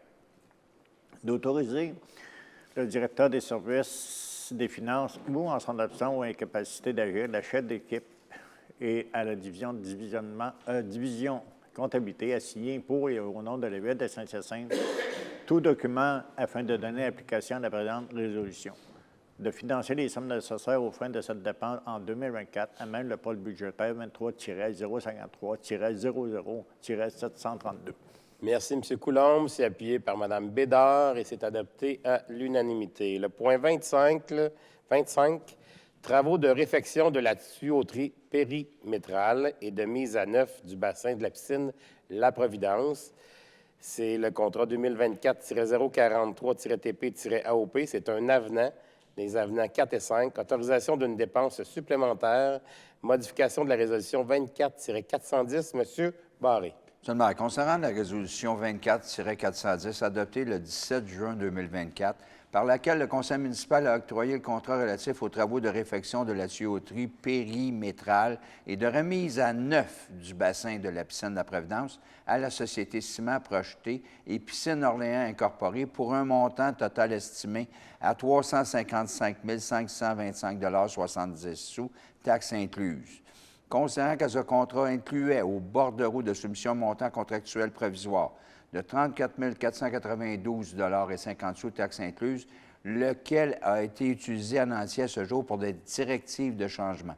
Considérant qu'en cours de réalisation des travaux, certains imprévus de chantier sont survenus. Considérant que la société Ciment Projeté et Piscine Orléans Incorporée a soumis les avenants suivants. La référence, la nature des travaux et le montant total. L'avenant numéro 04. Remplacement de 6 ancrages pour câbles de nage en acier inoxydable pour un montant de 4 553,01 $. L'avenant numéro 05, bétonnage des murs et du plancher, 48 080,25 $ pour un total de 52 633,26 $. Considérant que ces imprévus ont engendré une dépense supplémentaire au montant de 52 633,26 $, taxes incluses, laquelle ne pouvait pas être connue ni estimée au montant de l'appel d'offres et, de ce fait, a dû faire l'objet d'avenants au contrat. Concernant le rapport préparé par le Service des travaux publics en date du 23 octobre 2024, en conséquence, je propose de ratifier les avenants numéros 04 et 05 au contrat relatif aux travaux de réfection de la tuyauterie périmétrale et de remise à neuf du bassin de la piscine de la Providence octroyé à la société Ciment Projeté Piscine Orléans Incorporée, d'autoriser la dépense supplémentaire de 52 633,26 $, taxes incluses, relativement au coût additionnel engendré par ces avenants, portant ainsi le montant total du contrat à 408 158,96 $, taxes incluses. D'autoriser le directeur général adjoint, service à la population ou en son absence d'incapacité d'agir, au directeur du service des finances à signer pour et au nom de la Ville Saint-Hyacinthe tout document afin de donner application à la présente résolution, de modifier la résolution 24-410 adoptée le 17 juin 2024 en conséquence, de financer les sommes nécessaires aux fins de cette dépense en 2024, à même le poste budgétaire 23-081-42-725. Notre directeur général adjoint nous a bien expliqué ce dossier-là. Il nous a fait comprendre qu'on n'avait vraiment pas le choix. C'était la décision à prendre, donc on y va. On y va avec, on n'a pas le choix. Mais c'est une piscine qui avait été construite depuis longtemps. Puis là, elle va être bonne encore pour probablement 50 ans. Ah, là, on n'entendra plus parler pendant un bon bout de temps. Exactement. Merci, M. Barré. C'est appuyé par M. Huard et c'est adopté à l'unanimité. Le point 26, c'est la fourniture de fibres de jeu certifiées avec épandage par soufflerie. Autorisation de dépense, Mme Pelletier. Merci, M. le maire. Considérant que le Service des travaux publics a conclu un contrat de gré à gré avec la société 9201 6500 Québec Inc., les épandages Robert, pour la fourniture de fibres de jeu certifiées avec épandage par soufflerie afin d'ajouter du pays dans les 9 fosses de modules de jeu. Considérant que ces travaux ont été réalisés pendant la saison estivale 2024, considérant le rapport préparé par le Service des travaux publics en date du 23 octobre 2024, en conséquence, je propose ce qui suit, de ratifier le contrat de gré à gré relatif à la fourniture des fibres de jeu certifiées avec épandage par soufflerie afin de remplir 9 fosses de modules de jeu octroyés à la Société 9201 6500 Québec Inc., les épandages Robert, contrat à prix unitaire estimé à un montant total de 55 133,73 $, taxes incluses, et d'autoriser en conséquence le paiement de la dépense à cette société. D'autoriser le directeur général adjoint service à la population ou en son absence ou incapacité d'agir, le directeur du service des finances à signer tout document pour et au nom de la Ville de Saint-Hyacinthe afin de donner application à la présente résolution. Merci, Mme Pelletier. C'est appuyé par Mme Gagné et c'est adopté à l'unanimité. Le point 27, Société protectrice des animaux de Drummond, addenda numéro 1, à l'entente relative à la gestion du contrôle animal. Programme de capture, stérilisation, relocalisation et maintien pour les chats communautaires. Autorisation de signature, Mme Gagné. Merci, Monsieur le maire. Alors, considérant la résolution 21-188, adoptée le 6 avril 2021, par laquelle le Conseil municipal a approuvé l'entente relative à la gestion de contrôle animal intervenue entre la Ville et la Société préventive de la cruauté envers les animaux du district électoral de Drummondville, faisant faire sous le nom de Société protectrice des animaux de Drummondville, ci-après appelée SPAD. Considérant que l'entente est valide jusqu'au 31 décembre 2024 et comporte une période de renouvellement automatique de 12 mois, considérant que la Ville s'est prévalue du renouvellement automatique de 12 mois, prolongeant ainsi la durée de l'entente jusqu'au 31 décembre 2025, considérant l'offre de service de la SPAD reçue le 5 septembre 2024 pour le programme de capture, stérilisation, relocalisation et maintien pour les chats communautaires dans le cadre d'un projet pilote en vigueur jusqu'au 31 décembre 2025. Considérant la problématique des chats errants vécus actuellement sur le territoire de la Ville et la volonté des membres du Conseil de l'adresser, considérant le règlement numéro 747 modifiant le règlement numéro 30 relatif aux animaux, dont avis de motion est donné ce jour, afin de permettre la mise en œuvre du programme de capture, stérilisation, relocalisant et maintien pour les chats communautaires, considérant qu'il est nécessaire pour la mise en œuvre de ce programme d'approuver l'addenda numéro 1 à l'entente. En conséquence, je propose d'approuver la conclusion de l'addenda numéro 1 à l'entente relative à la gestion du contrôle animal entre la Ville de Saint-Hyacinthe et la Société préventive de la cruauté envers les animaux du district électoral de Drummondville, faisant faire sous le nom de Société protectrice des animaux de Drummond, pour un programme de capture, stérilisation, relocalisation et maintien pour les chats communautaires en vigueur jusqu'au 31 décembre 2025, à un coût estimé de 30 000 $. D'autoriser le maire, ou en son absence ou incapacité d'agir, le maire suppléant, et la directrice des services juridiques, ou en son absence ou incapacité d'agir, le greffier, à signer pour et au nom de la Ville de Saint-Hyacinthe tout document afin de donner application à la présente résolution. De prévoir que les sommes nécessaires aux fins de cette dépense pour l'année 2025 soient réservées au budget de cette année. Merci, Mme Gagné. C'est appuyé par Mme Bédard et c'est adopté à l'unanimité. Le point 28, plan d'implantation et d'intégration architecturale, approbation, Mme Gagné. Merci, Monsieur le maire. Considérant les demandes de rénovation, d'affichage, de construction et d'abattage d'arbres reçues au service de l'urbanisme et de l'environnement, considérant les recommandations du Comité consultatif d'urbanisme en date du 22 octobre 2024 à l'égard des projets ci-après énumérés, en conséquence, je propose d'approuver les plans d'implantation et d'intégration architecturale des projets suivants, tels que soumis au Comité consultatif du 22 octobre. 1. Les travaux de rénovation du bâtiment principal au 2005-2025 rue Giroir-Ouest, visant à remplacer une partie du revêtement extérieur en vinyle de couleur blanche sur la façade avant secondaire et en front sur l'avenue Saint-Dominique. Remplacer le soffit en acier de couleur blanche et l'isolation de l'entretoit. Installer une membrane en bardeau d'asphalte de couleur noire au coin de la façade arrière et de la façade avant secondaire. Le tout afin que ces composantes soient identiques à celles existantes et conformément aux documents soumis en date du 30 septembre 2024. 2. Les travaux de rénovation du bâtiment principal au 2775-2785 rue Giroir-Ouest, visant à réparer les joints de briques sur une partie du revêtement extérieur, ainsi que le scellant des épis d'un pignon en façade avant. 3. Les travaux de rénovation du bâtiment principal au 1015 rue des Saules, visant la réfection de l'asphalte du stationnement situé du côté de l'avenue Robert, l'ajout d'une marquise dont les colonnes seront en acier peint de couleur gris-pierre, la toiture en tôle de couleur verte, ainsi que le soffit et le fascia en tôle perforée de couleur gris-pierre, de façon à ce qu'ils soient identiques à ceux existants. Le remplacement d'une clôture en maille de chêne de 6 pieds de hauteur le long de l'avenue Robert. le tout conformément aux documents soumis en date du 7 octobre 2024. 4. Les travaux de rénovation des galeries de la façade avant du bâtiment principal au 625-635 avenue Brodeur, visant à remplacer le plancher et les marches de la galerie en fibre de verre de couleur Gentix numéro 570, ainsi qu'à remplacer le garde-corps, les colonnes et les mains courantes en aluminium de couleur blanche, le tout conformément aux documents soumis par le requérant en date des 27 août, 29 août et 3 septembre 2024. 5. Les travaux de rénovation du bâtiment principal au 15 555 avenue Roy, visant à peindre le revêtement extérieur en aluminium de couleur gris de Douve, le tout conformément aux documents soumis en date du 8 octobre 2024. 6.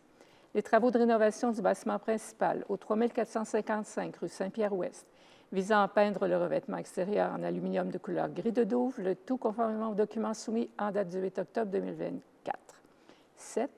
Les travaux de réfection des bassins de la toiture des pavillons 624 et 625 de la Faculté de médecine vétérinaire au 3200 rue Sicotte, le tout conformément aux documents soumis en date du 2 octobre 2024 et les plans soumis en date du 17 octobre 2024.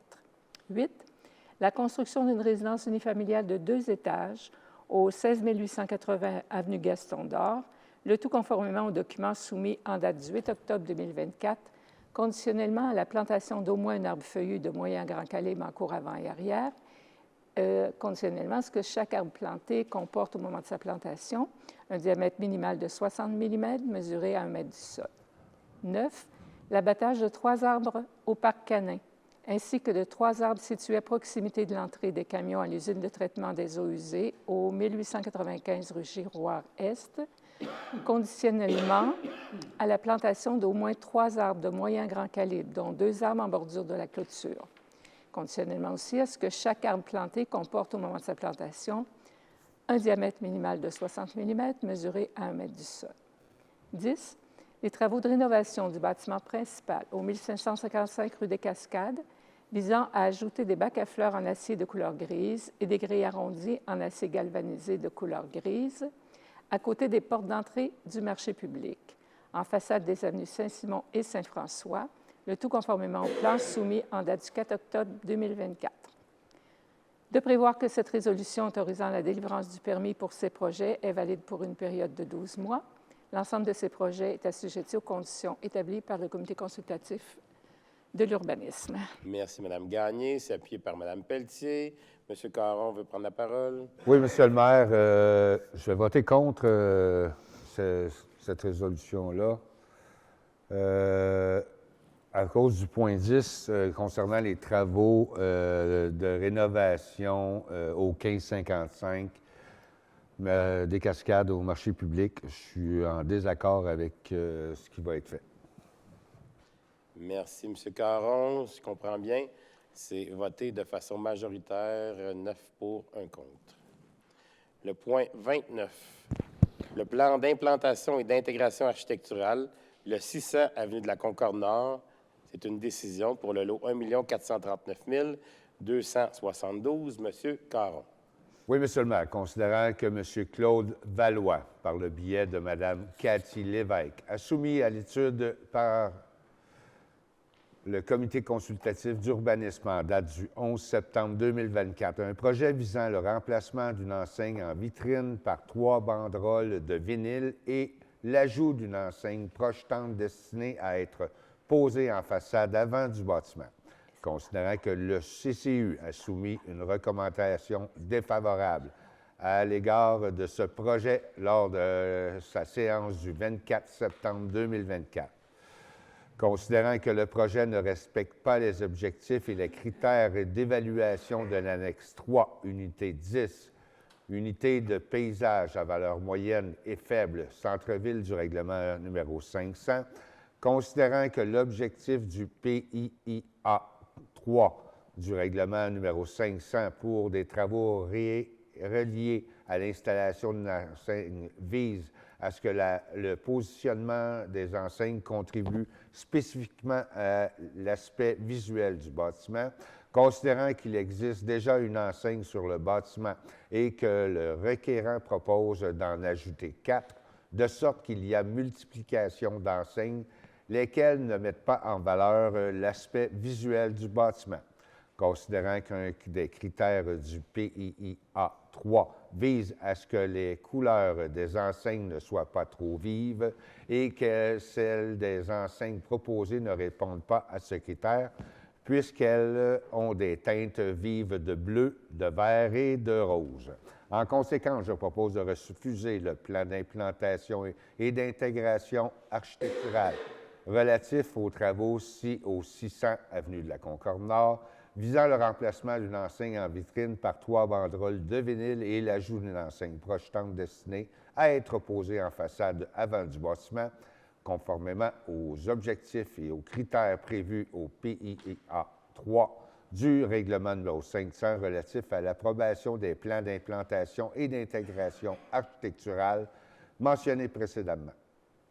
Merci, M. Caron. C'est appuyé par Mme Gagné et c'est adopté à l'unanimité. Le point 30, plan d'implantation et d'intégration architecturale au 1900 rue Giroir-Ouest. C'est une décision pour le lot 1 439 701. M. Harpin. Merci, M. le maire.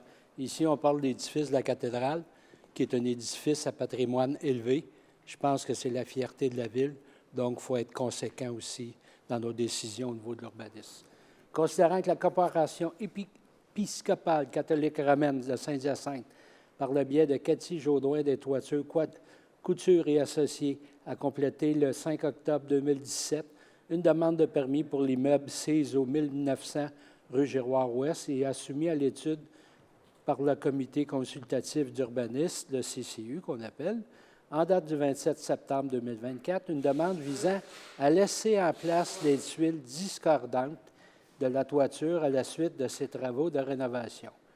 Considérant que la réflexion de la toiture s'est faite en 4 phases, la première recommandée par le CCU en date du 23 août 2016 et approuvée par le Conseil à la séance du 6 septembre 2016, la deuxième recommandée par le CCU en date du 4 avril 2017 et approuvée par le Conseil en séance du 18 avril 2017, la troisième recommandée par le CCU en date du 2 mai 2017 et approuvée par le Conseil à la séance du 15 mai 2017. Le quatrième, recommandé par le CCU le 19 septembre 2017 et approuvé par le Conseil à la séance du 2 octobre 2017. Considérant que certaines tuiles sur le versant de la toiture donnant sur l'avenue de l'Hôtel-Dieu ne sont pas de la même couleur que les autres. Considérant que le CCU a soumis une recommandation défavorable à l'égard de cette demande lors de la séance du 8 octobre 2024, considérant que cet immeuble est situé dans la zone PIA 1, les bâtiments à valeur patrimoniale élevée ou présentant un intérêt particulier du règlement numéro 500 relatif à l'approbation des plans d'implantation et d'intégration architecturale. Considérant que l'un des objectifs du PIA 1 vise à assurer la préservation du patrimoine bâti d'intérêt, considérant que l'un des critères du PIA 1 vise à ce que les matériaux utilisés lors de la réparation d'un bâtiment principal visant son apparence extérieure soient identiques afin d'éliminer l'impact visuel d'une mauvaise intégration. Considérant que les travaux de réflexion de la toiture de la cathédrale de Saint-Hyacinthe du côté de l'avenue de l'Hôtel-Dieu ne respectent pas cet objectif et ce critère, puisque les nouvelles tuiles installées ont une coloration différente de celle existante, n'assurant ainsi pas la préservation du patrimoine bâti et une intégration harmonieuse. En conséquence, je propose de refuser la demande déposée suite aux travaux de rénovation au 1900 rue Giroir visant à laisser en place les tuiles discordantes de la toiture, conformément aux objectifs et critères prévus au PIA 1, le bâtiment à valeur patrimoniale élevée ou représentant un intérêt particulier du règlement numéro 500 relatif à l'approbation de plans d'implantation et d'intégration architecturale mentionnés précédemment. Merci, M. Harpin. Cette résolution-là va être appuyée par Mme Bédard et c'est adopté à l'unanimité. Le point 31, c'est la dérogation mineure du 5000-5010 avenue Joseph-Bistodeau. C'est une décision pour le lot 6 11 686. M. Coulombe. Merci, M. le maire. Considérant la demande de dérogation mineure aux dispositions du règlement d'urbanisme formulée par M. Claude Charon au nom de Construction Blain Incorporée relativement à l'immeuble situé au 5010 avenue Joseph Bistodeau, en date du 11 septembre 2024. Considérant la recommandation du comité consultatif d'urbanisme en date du 24 septembre 2024. Considérant l'avis public diffusé le 15 octobre 2024 sur le site Internet de la Ville de Saint-Hyacinthe, invitant toute personne intéressée à se faire entendre lors de la séance relative à la présente demande de dérogation mineure, dont je propose d'accorder la demande de dérogation mineure pour l'immeuble au 5010 avenue Joseph Bistodeau, visant l'aménagement d'une bande gazonnée de 1,82 m entre une cale de stationnement et la ligne de rue, alors que le minimum prescrit par l'article 19.7.2.6 du règlement d'urbanisme numéro 350 est de 2 mètres. Une aire de verdure de 27,32 % alors que le minimum à la grille de spécification de la zone 10039-H-21 est de 35 %. Le tout conformément à la demande du requérant reçue en date du 11 septembre 2024. Merci, M. Coulombe. C'est appuyé par M. Harpin et c'est adopté à l'unanimité. Le point 32, dénomination d'un parc approbation, Mme Bousquet. Mme Bédard. Faut pas que je vous regarde, M. le maire. Merci, M. le maire. J'ai chaud. Oh, mon Dieu. Ça va rester les 4 ans du mandat. Non, c'est Bon, bien, j'ai chaud. Ouais. Considérant le rapport préparé par le Service de l'urbanisme et de l'environnement en date du 26 septembre 2024, en conséquence, je propose ce qui suit, de nommer le Parc des loisirs Saint-Joseph, situé au 1600-595 avenue Savoie, correspondant au lot 1 297 640 du cadastre du Québec, comme suit. Parc Fridolin-Savoie, à l'honneur de M. Fridolin Savoie, propriétaire terrien et conseiller municipal du village Saint-Joseph. Merci, M. le maire. Merci, Mme Bédard. Je m'en excuse encore une fois. C'est appuyé par M. Barré et c'est adopté à l'unanimité. Le point 33A, c'est un avis de motion du règlement numéro 747, modifiant le règlement numéro 30, relatif aux animaux. Mme Gagné. Merci, Monsieur le maire. Alors, je donne avis de motion du règlement numéro 747, modifiant le règlement numéro 30, relatif aux animaux.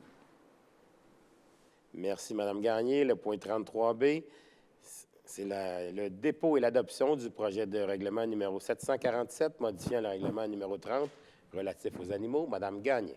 Alors, Monsieur le maire, je propose de déposer et d'adopter le projet de règlement numéro 747, modifiant le règlement numéro 30, relatif aux animaux, tel que présenté.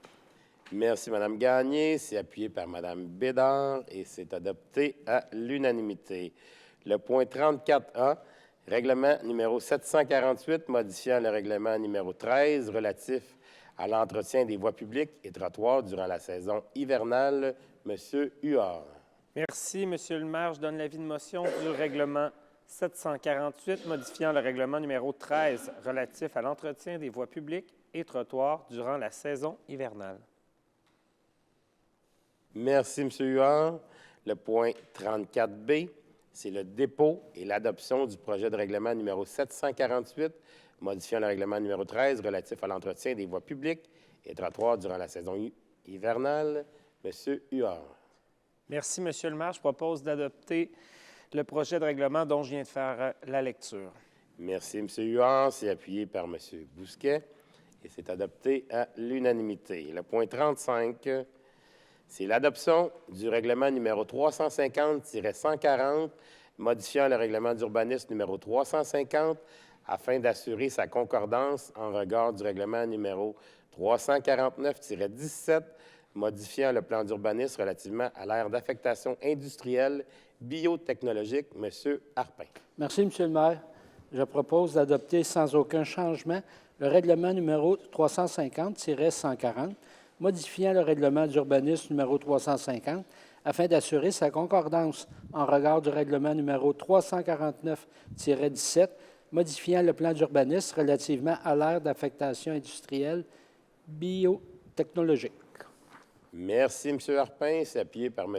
Côté et c'est adopté à l'unanimité. Le point 36, c'est l'adoption du règlement numéro 349-17, modifiant le règlement numéro 349 relatif au plan d'urbanisme concernant l'aire d'affectation industrielle biotechnologique. M. Harpin. Merci, M. le maire. Je propose d'adopter sans aucun changement le règlement numéro 349-17, modifiant le règlement numéro 349 relatif au plan d'urbanisme concernant l'aire d'affectation industrielle biotechnologique. Merci, M. Harpin. C'est appuyé par M. Côté et c'est aussi adopté à l'unanimité. Le point 37, juge de paix, nomination de Mme Sylvie Millette. Mme Bédard. Merci, M. le maire. Considérant la résolution 21-272 adoptée le 3 mai 2021, par laquelle le conseil municipal a demandé au ministre de la Justice du Québec de nommer Mme Mélanie Fournier à titre de juge de paix fonctionnaire catégorie 2 pour le district judiciaire de Saint-Hyacinthe.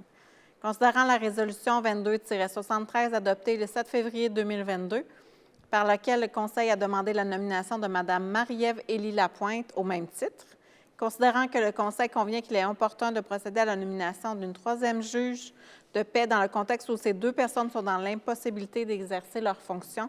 En conséquence, je propose de demander au ministre de la Justice du Québec de nommer Mme Sylvie Millette à titre de juge de paix, fonctionnaire catégorie 2 pour le district judiciaire de Saint-Hyacinthe afin de l'autoriser à agir à ce titre pour la Cour municipale de Saint-Hyacinthe. Merci, Mme Bédard. C'est appuyé par M. Harpin et c'est adopté à l'unanimité. Le point 38, loi sur la langue officielle et commune du Québec, le français, directive particulière, Mme Pelletier. Merci, M. le maire. Considérant que le 1er juin 2022, la loi sur la langue officielle et commune du Québec, le français, a été sanctionnée et a ainsi modifié la Charte de la langue française. Considérant que l'exemplarité de l'État est une pierre d'assise de cette vaste réforme, considérant que la politique linguistique de l'État donne les grandes orientations en matière d'exemplarité, a été approuvée par le gouvernement du Québec le 22 février 2023, considérant que le règlement sur la langue de l'administration et le règlement concernant les dérogations au devoir d'exemplarité et de l'administration des documents rédigés ou utilisés en recherche ont été dictés le 10 mai 2023 et se sont entrés en vigueur le 1er juin 2023. Considérant que ces règlements complètent le régime juridique applicable à l'administration en matière d'utilisation du français et prévoit en plus de celles incluses à la Charte de la langue française des situations où une autre langue que le français peut être utilisée. Considérant que la politique linguistique de l'État s'applique à la Ville, laquelle entend utiliser, dans certaines circonstances particulières, une autre langue que le français et doit adopter, d'ici le 1er décembre 2024, une directive destinée notamment à son personnel afin de lui indiquer les règles de conduite applicables en matière linguistique au sein de l'organisation et les exceptions applicables. Considérant que le projet de directive particulière linguistique a été transmis par le service juridique de la Ville sur la plateforme du ministère de la langue française le 7 août 2024 et qu'un ajout au projet fut apporté à la fin septembre 2024, considérant le rapport préparé par les services juridiques en date du 17 octobre, et je me remercie toute l'équipe qui ont travaillé sur ce dossier-là, je propose d'adopter les directives particulières transmises au ministère de la langue française destinées notamment au personnel de la Ville afin de lui indiquer les règles de conduite applicables en matière linguistique. Merci, Mme Pelletier. C'est appuyé par M. Caron et c'est adopté à l'unanimité. Le point 39, c'est les documents déposés. Maître Leroux. 4 documents ce soir. D'abord, l'adjudication d'émission d'obligations par le directeur des Finances et Trésorier au montant de 8 288 000 c'est en vertu de l'article 555.1 de la Loi sur les cités et villes. Le dépôt des états comparatifs de la Ville 2024, qui sont en date du 30 septembre et 31 décembre 2024, le tout conformément à l'article 105.4 de la Loi sur les cités et villes. Un rapport du greffier en vertu de l'article 245.21 de la Loi sur l'aménagement et l'urbanisme qui concerne la transmission d'un avis à tous les propriétaires d'immeubles concernés par le règlement numéro 350-139, modifiant le règlement d'urbanisme numéro 350 concernant les contraintes anthropiques relatives au sulfure d'hydrogène émanant de l'usine d'épuration des eaux usées. Et finalement, la liste des salariés non permanents embauchés par la Ville de Saint-Hyacinthe, lequel comporte un seul employé temporaire, soit une inspectrice en prévention incendie. Voilà. Merci, Maître Leroux. On est au point 40, la seconde période de questions. On n'a pas de questions dans la salle. Le point 41, c'est la levée de la séance proposée par M. Barré, appuyée par M. Côté, de déclarer la levée de la séance à 20h10. La prochaine séance publique du Conseil municipal sera le lundi 18 novembre 2024 dès 18h30. Merci beaucoup pour votre écoute et bonne fin de soirée à vous tous. Au revoir.